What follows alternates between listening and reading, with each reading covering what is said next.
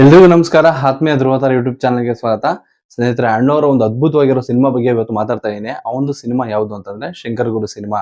ಈ ಸಿನಿಮಾದ ನಿರ್ಮಾಪಕರು ಮೊದಲು ಈ ಸಿನಿಮಾದ ಅತಿ ಹೆಚ್ಚು ಬಜೆಟ್ ನ ಹೊಂದಿರುತ್ತೆ. ಶಿಮ್ಲಾ ಮತ್ತು ಕಾಶ್ಮೀರದಲ್ಲಿ ಅತಿ ಹೆಚ್ಚು ಚಿತ್ರೀಕರಣ ಆಗುತ್ತೆ ಅಂತ ಎದುರಿ ಓಡೋಗ್ತಾರೆ. ಒಂದು ವಾರ ಚಿತ್ರೀಕರಣ ಇರ್ಬೇಕಾದ್ರೆ ಆಗ್ಲೇ ಅಣ್ಣವರ ಒಂದು ಸಿನಿಮಾ ಮುಹೂರ್ತ ಆಗಿ ನಿಂತೋಯ್ತು ಅಂತಂದ್ರೆ ಎಲ್ರಿಗೂ ಕೂಡ ಒಂದು ಬೇಸರದ ಸಂಗತಿ ಅಂತ ಅನ್ಬಿಟ್ಟು ಪಾರ್ವತಮ್ಮ ರಾಜ್ಕುಮಾರ್ ಅವರು ಮುಂದಾಳತ್ವ ವಹಿಸ್ಕೊಂಡು ಈ ಸಿನಿಮಾನ ಒಂದು ನಿರ್ಮಾಣ ಮಾಡ್ತಾರೆ. ಈ ಸಿನಿಮಾ ಒಂದು ದೊಡ್ಡ ಮಟ್ಟದಲ್ಲಿ ಸಕ್ಸಸ್ ಆಗುತ್ತೆ ಅಂತಂದ್ರೆ ಇಲ್ಲಿವರೆಗೂ ಕೂಡ ಈ ಒಂದು ಸಿನಿಮಾದ ಒಂದು ದಾಖಲೆಗಳನ್ನ ಯಾರು ಕೂಡ ಮುರಿಯೋದಕ್ಕೆ ಆಗಿಲ್ಲ.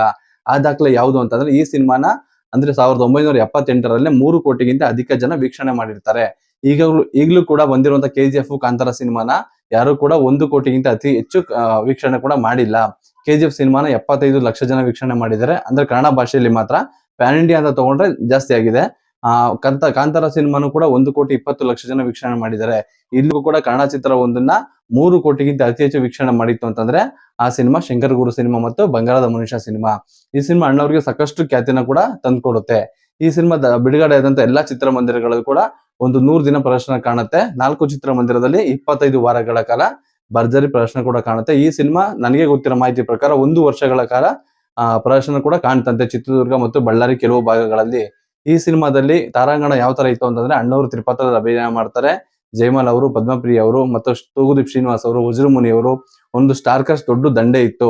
ಈ ಕಥೆ ಯಾವ ತರ ಇತ್ತು ಅಂತಂದ್ರೆ ಒಂದು ಕುಟುಂಬ, ಒಂದು ಕೊಲೆಯಿಂದ ಛಿದ್ರವಾಗಿರುವಂತ ಒಂದು ಕುಟುಂಬ ಯಾವ ತರ ಕೊನೆಗೆ ಕೂಡ್ಕೊಳ್ಳುತ್ತೆ ಮತ್ತು ತಾಯಿಯಿಂದ ಬೇರ್ಪಟ್ಟಂತ ಶಂಕರ್ ಮತ್ತು ಗುರು ಅನ್ನೋ ಒಂದು ಅಣ್ಣ ತಮ್ಮಂದಿರು ಮತ್ತೆ ಕೊನೆಗೆ ಯಾವ ತರ ಒಂದಾಗ್ತಾರೆ, ಒಂದು ಕುಟುಂಬ ಕೊನೆಗೆ ಕೂಡ್ಕೊಳ್ಳುತ್ತೆ ಅನ್ನೋದು ಈ ಒಂದು ಸಿನಿಮಾದ ಸ್ಟೋರಿ.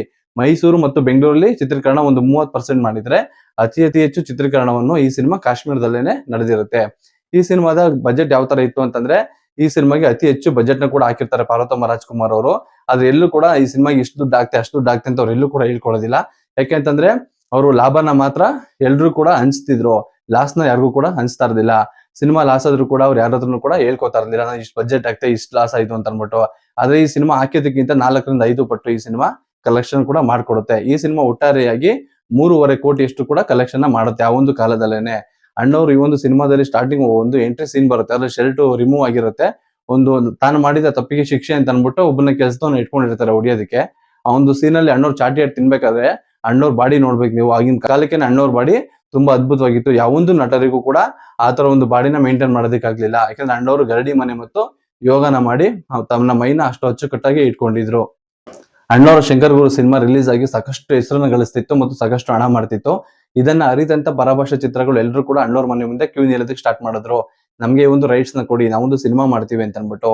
ಹಾಗಾಗಿ ಈ ಸಿನಿಮಾ ತೆಲುಗು, ತಮಿಳು ಮತ್ತು ಹಿಂದಿ ಭಾಷೆಗೆ ರಿಮೇಕ್ ಆಗುತ್ತೆ. ಹಿಂದಿಯಲ್ಲಿ ಕನ್ನಡದ ನಟ ಶಿವರಾಮ್ ಇದಾರಲ್ಲ, ಅವರ ಒಂದು ಸಹೋದರ ನಿರ್ದೇಶನ ಮಾಡ್ತಾರೆ. ಮಹಾನ್ ಅನ್ನೋ ಒಂದು ಹೆಸರಲ್ಲಿ ಈ ಸಿನಿಮಾನ ನಿರ್ದೇಶನ ಆಗುತ್ತೆ. ಹಿಂದಿಯಲ್ಲಿ ಯಾವ ತರ ಅಂದ್ರೆ ಒಂದು ದೊಡ್ಡ ಮಟ್ಟದಲ್ಲಿ ದಾಖಲೆನೇ ಆಗ್ಬಿಡುತ್ತೆ. ಹಿಂದಿ ಒಂದೇ ಭಾಷೆಯಲ್ಲಿ ಈ ಸಿನಿಮಾ ಆಗಿನ ಕಾಲಕ್ಕೆ 10 ಕೋಟಿಗಿಂತ ಅಧಿಕ ಕಲೆಕ್ಷನ್ ನ ಮಾಡುತ್ತೆ. ಆಗ ಬಾಲಿವುಡ್ ಅಲ್ಲಿ ಎಲ್ಲರೂ ಕೂಡ ಅಣ್ಣವ್ರ ಸಿನಿಮಾನ ನೋಡೋದಕ್ಕೆ ಸ್ಟಾರ್ಟ್ ಮಾಡ್ತಾರೆ. ಕನ್ನಡದಲ್ಲಿ ರಾಜ್ಕುಮಾರ್ ಅಂತ ಒಬ್ರು ಸಿನಿಮಾ ಮಾಡ್ತಿದ್ದಾರೆ, ಅವ್ರ ಸಿನಿಮಾಗಳನ್ನ ಇಲ್ಲಿ ತರೋಣ ಮಾಡೋಣ ಅಂತ ಅನ್ಬಿಟ್ಟು. ಯಾಕಂದ್ರೆ ಅಣ್ಣವ್ರ ಕಥೆಗಳು ಅಷ್ಟು ಅದ್ಭುತವಾಗಿರ್ತಿತ್ತು.